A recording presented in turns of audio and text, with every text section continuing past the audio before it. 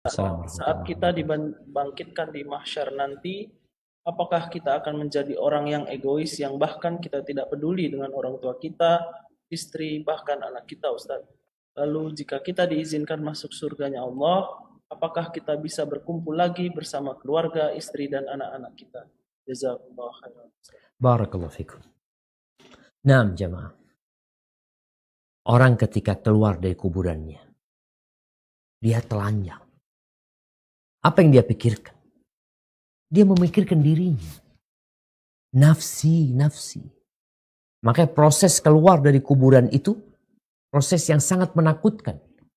Sampai Aisyah radhiyallahu ta'ala anha ketika mendengar Nabi SAW, manusia akan dibangkitkan dalam kondisi telanjang.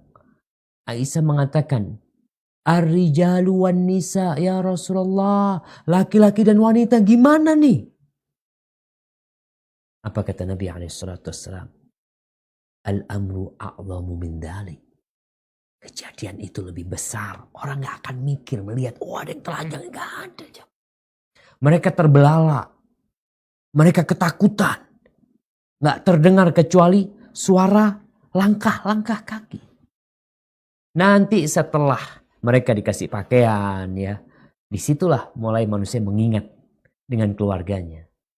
Sampai Rasul SAW ditanya, apakah nanti kita akan saling mengingat ketika itu? Maka jawab Nabi SAW, amma fi thalathati mawatin fala. Di 3 tempat tidak akan mengingat siapa-siapa kecuali dirinya sendiri. Yang pertama, inda tatayuris suhuf. Ketika kitab-kitab diberikan jamaah. Orang itu memikirkan dirinya dapat kitab dengan tangan kiri atau tangan kanan. Semua memikirkan masing-masing. Jangan bicara orang tua kita, jangan bicara kita. Kita mikirkan diri kita, orang tua kita gak akan mikirin anaknya juga. Istri gak akan mikirin suami, suami gak akan mikirin istrinya pada waktu itu.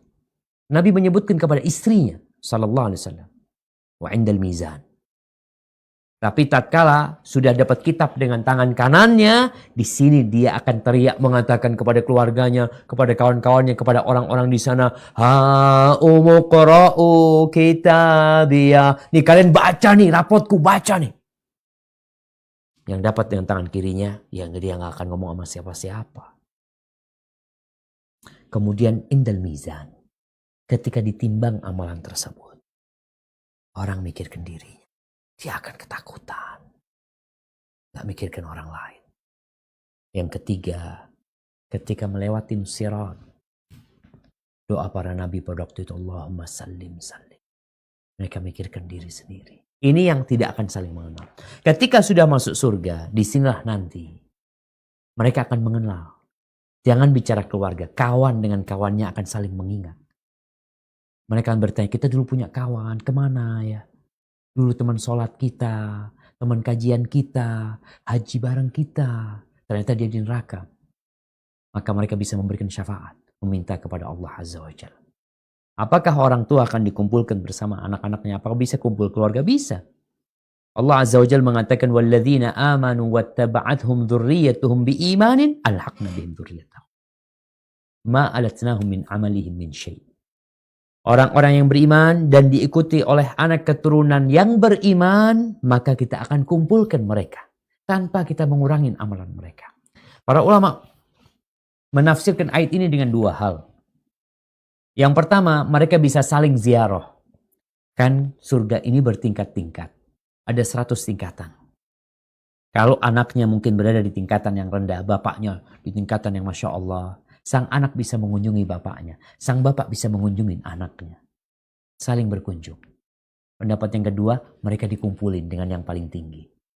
Sang anak kumpul. Hadza wallahu a'lam bissawab. Nah.